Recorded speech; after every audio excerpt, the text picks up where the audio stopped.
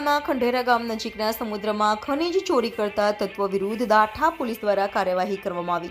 ભાવનગર જિલ્લાના તળાજા તાલુકાના દરિયા કિનારે પણ મોટા પ્રમાણમાં ખનીજ ચોરી થતી હોય છે, જેને લઈને તંત્ર દ્વારા કાર્યવાહી કરવામાં આવે છે। તેવી જ રીતે આજે બપોરે 1 કલાકે જાણવા મળતી વિગત અનુસાર તળાજા તાલુકાના દાઠા પોલીસ મથકના પોલીસ અધિકારી એચ.એસ. તિવારી સાહેબની સૂચના અને માર્ગદર્શન મુજબ દાઠા પોલીસ મથકના આઉટપોસ્ટ ઇન્ચાર્જ પ્રોફેશનલની મદદની સબ ઇન્સ્પેક્ટર હેમરાજસિંહ ખેરડિયા તથા પોલીસ કોન્સ્ટેબલ ગંભીરસિંહ પરમાર સહિતનો સ્ટાફ પેટ્રોલિંગમાં હતો।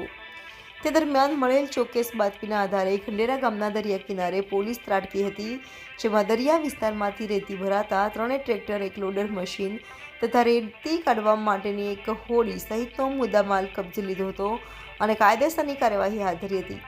અચાનક પોલીસ દ્વારા ખનીજ ચોરો પર કાર્યવાહી કરવામાં આવતા ખનીજ ચોરોમાં ફફડાટ ફેલાયો હતો।